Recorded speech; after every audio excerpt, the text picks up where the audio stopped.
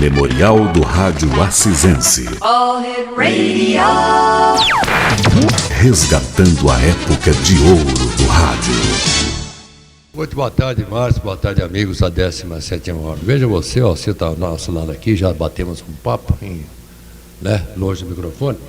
Eu fico muito constrangido porque o Osmar Santos, ele, além de ser companheiro, ser colega, ser amigo, Osmar Santos, eu tive a oportunidade de trabalhar com o Osmar quando eu trabalhava na Rádio Dirceu de Marília.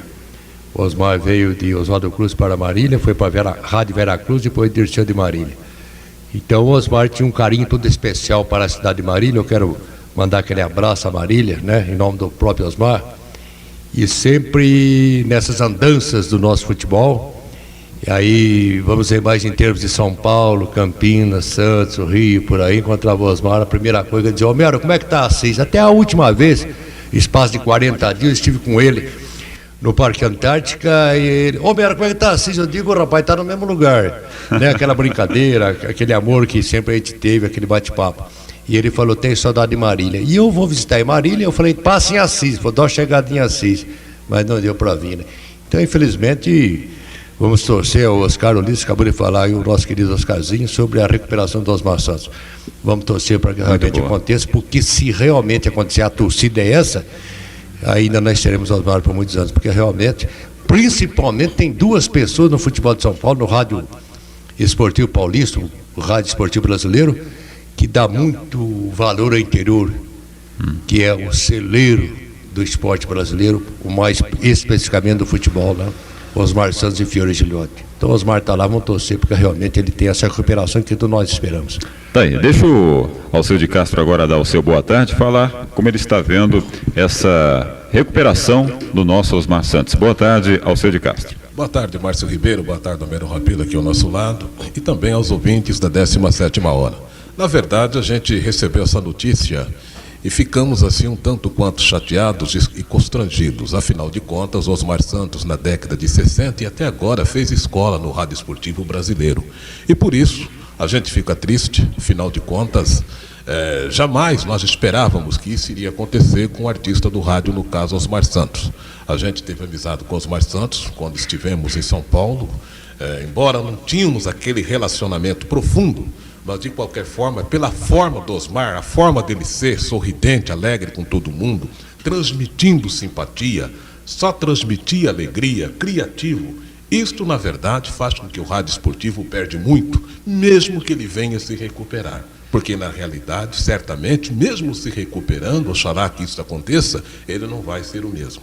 Mas nós estamos pedindo a Deus para que Osmar se recupere e, claro, quem sabe, restabelecer novamente suas forças físicas e depois voltar no rádio novamente. A esperança de todos nós é essa, porque é isso que ele sabe fazer, como nós também o fazemos. Então a gente está torcendo para o seu pronto restabelecimento. Tá aí, em Birigui, se não me falha a memória, ele tem um estabelecimento comercial. Quer dizer, tudo que ele conquistou, na sua opinião, também foi através do microfone, foi através do rádio, Exato. Então o que acontece? A vida do Osmar Santos é o rádio. E o rádio, na verdade, fica mais gostoso, fica mais bonito com o Osmar falando. A televisão também, porque ele é um moço dinâmico, é um moço eclético, eu diria, porque, na verdade, ele tem participado de tudo. Está sempre com as altas personalidades, com as autoridades, participando em vários segmentos da sociedade brasileira. Transmite basquete, transmite futebol, transmite luta de boxe, enfim, até automobilismo, enfim, apresentou o programa musical na televisão, show. Então a gente fica realmente sentido com isso, Repito, a gente torce para o seu pronto restabelecimento. Daí, como o Homero já disse, o Osmar Santos, há pouco tempo, falou para ele que gosta muito do interior, do rádio do interior. E você, Alceu de Castro, e também o Homero, que já teve a oportunidade de militar nas grandes emissoras do Brasil, é muito difícil a gente esquecer daquela emissora lá no interior que a gente atuou, Homero? O meu caso aí, que eu sempre comento, e sempre quando eu estou no microfone, aproveitar aqui. Alô, Avaré, aquele abraço, boa noite. Aí a gente começou na Rádio Avaré, Então a gente não se esquece. O Osmar começou na rádio, se não me falha, Rádio Clube de Oswaldo Cruz, Alceu, por aí. É Rádio Clube de Oswaldo Cruz. Depois veio aí para Vera Cruz de Marília, depois Dirceu de Marília. Inclusive o Éder Luiz. O Éder Luiz, eu tenho uma passagem importante com o Éder, de Santa Cruz do Rio Pardo. Eu que ia chegar lá e estou chegando. Porque o negócio é o seguinte, o Éder Luiz tinha uma transmissão do campeonato amador em Santa Cruz do Rio Pardo, a decisão do campeonato amador, e o Clóvis Guerra, que é o diretor proprietário que você conhece, lá de Avaré, o Clóvis é que era gerente regional do Banespa. Pai do Cláudio Guerra, que inclusive é narrador esportivo. Trabalhava em Guarulhos. A escola dele foi o Osmar. Perfeitamente, do Claudinho. Então, o Clóvis aqui era o gerente regional do Banespa. Aliás, o primeiro gerente regional do Banespa em Assis foi o Clóvis Guerra. Naquela oportunidade eu também estava na televisão. E o Clóvis falou, rapaz, nós temos que transmitir uma decisão do campeonato amador em Santa Cruz do Rio Pardo, e o meu locutor vai fazer um teste na Rádio Vera Cruz de Marília. Vamos para lá, fui para lá. Então eu fui substituir aquela tarde no estádio Leônidas Camarim, em Santa Cruz do Rio Pardo, o Éder Luiz.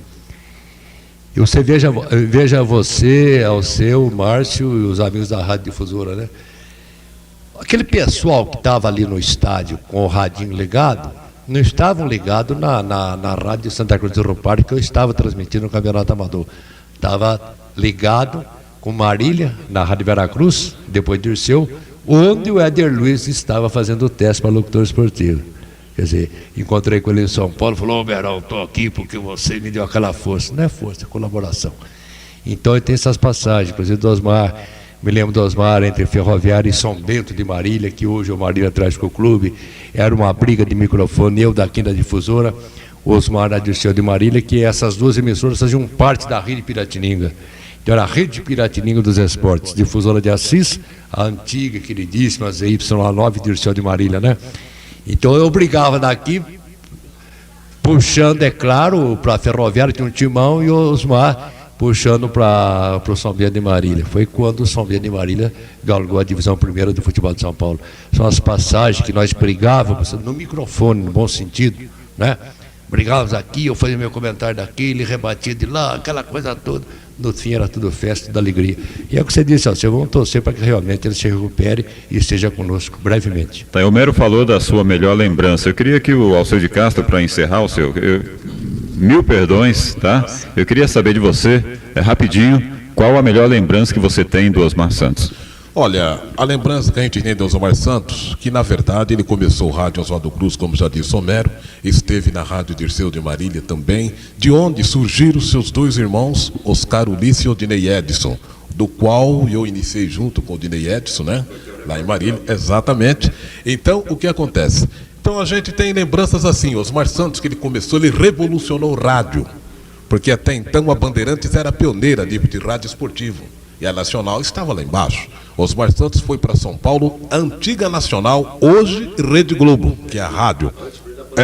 Pan-Americana. E Osmar Santos, claro, quem fez escola, ele aprendeu bastante na Pan-Americana, que hoje é a Jovem Pan, e depois foi para a Rádio Nacional. Revolucionou o rádio e muitos locutores esportivos se espelharam nele, estão atrelhados nele. Afinal de contas, ele fez escola, como eu já disse, o próprio Cláudio Guerra, que é um ótimo narrador, filho do Clóvis Guerra, que foi patrão do Homero, da Rádio Avaré, lá em Avaré, hoje se espelhou no Osmar Santos. E muitos amigos que nós temos, como narradores esportivos, também foram atrás do Osmar Santos. Então, é uma pena, mas nós estamos torcendo para que ele realmente consiga superar essas dificuldades que, lamentavelmente, ele está atravessando. Afinal de contas, o Osmar Santos tem sido sensível a muitas contrariedades que hoje nós encontramos no dia a dia. Então nós temos que assimilar. E isso tem ocorrido com Osmar Santos, por isso que ele teve sorte na vida, mas infelizmente veio a se ferir gravemente numa triste tragédia. Tá, e tem alguém que vocês saibam da família de Osmar Santos que militava no rádio muito antes dele? Porque agora nós vemos que tem um clã radiofônico aí, ou seja, Odinei Santos, Oscar Ulisses e Osmar Santos. Agora, anterior a esses três, tem mais alguém para... Tem? Bom, eu não tenho lembrança, né? O Homero deve ter, não, Homero? Inclusive o irmão dele, agora me falha a memória o nome dele. Não sei, olha, vou chutar aqui, parece que o Oswaldo Santos começou no rádio em Marília, e o Oswaldo Cruz veio para Marília e trouxe o Osmar. O Osmar trouxe o Oscarzinho, e o Oscarzinho trouxe o Dinei. Então não deu certo, porque o Oswaldo era repórter de campo do Osmar Santos. Na época, que a gente sempre estava em Marília com o ferroviário, que eu falei em Santos, cobrindo o ferroviário em São Bento, o Oswaldo era o repórter de campo do irmão. Mas o Oswaldo, a queda dele, quer dizer, não era para a rádio. Então, o Oswaldo hoje parece-me que mora no Rio de Janeiro, ele trabalha lá como se diz, numa imobiliária no Rio de Janeiro. Mas sempre está ligado ao Osmar, quer dizer, foi o único que não deu. Agora o Dinei, o Oscarzinho, o Osmar foram vacinados e bem vacinados. O rádio está no sangue, tá no sangue da família. E você estava falando instantes, Márcio, vamos ser rapidinho que estamos em cima da hora, sobre Birigui, que o Osmar tem uma concessionária de carro lá, em Birigui. Mas o Osmar tem uma grande fazenda no Vale do Paraíba.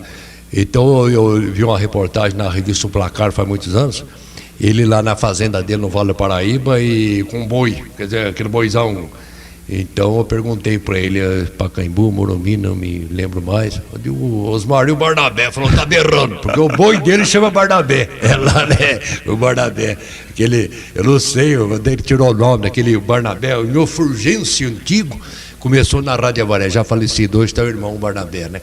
Então tem esses lances que a gente gosta de contar e comentar, né?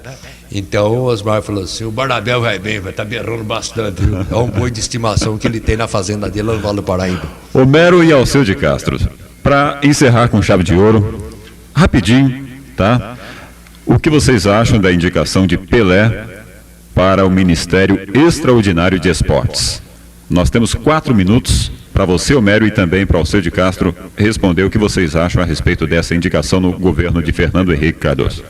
Se as ideias que o Pelé tem, e não é de hoje, e eu tenho muita autoridade para falar do Pelé, porque o Alceu trabalhou na Rádio Atlântica de Santos, eu fui para Santos em 1959, por aí, no fim de 59, fui trabalhar na Rádio Universal e Cacique de Santos, e o Pelé naquela época não era esse Pelé de hoje, né, mas já estava se projetando para o futebol brasileiro, sul-americano e o futebol mundial.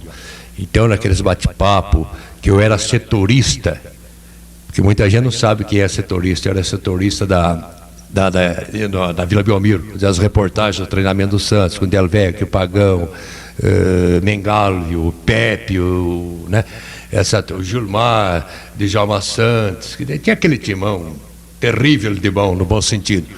Então o Pelé sempre teve essas ideias. Agora, se ele colocar em prática e que tudo corra bem, eu acho que nós vamos ter também uma revolução dentro do esporte brasileiro, porque ele foi arguído na semana passada sobre, porque o repórter chegou e falou com ele, você joga futebol pensando que ele é só dar assistência, trabalhar para o futebol, não é não. Ele falou, cada um no seu setor, o negócio, e o importante, o Márcio, amigos da Rádio Difusora, que ele disse, e eu estou com ele, tem que tirar essa rapaziada de rua, esses garotos aí que estão relegados não ao segundo plano, a um terceiro, quarto plano dentro da própria sociedade. E temos ali garotos que podem desempenhar bem o futebol, o basquete, o vôlei, aquela coisa toda. Então, se ele conseguir colocar na prática a teoria que ele tem, e não é de hoje, não é? A experiência, exatamente. Então eu acho que o Pelé será um grande ministro. Vamos torcer para que isso realmente aconteça, porque tem muita gente que chega ministro lá, pai, daí sai ministrado, não? Só costa. Bem, a minha parte é o seguinte, Márcio e Homero Rabelo e ouvintes da 17ª hora.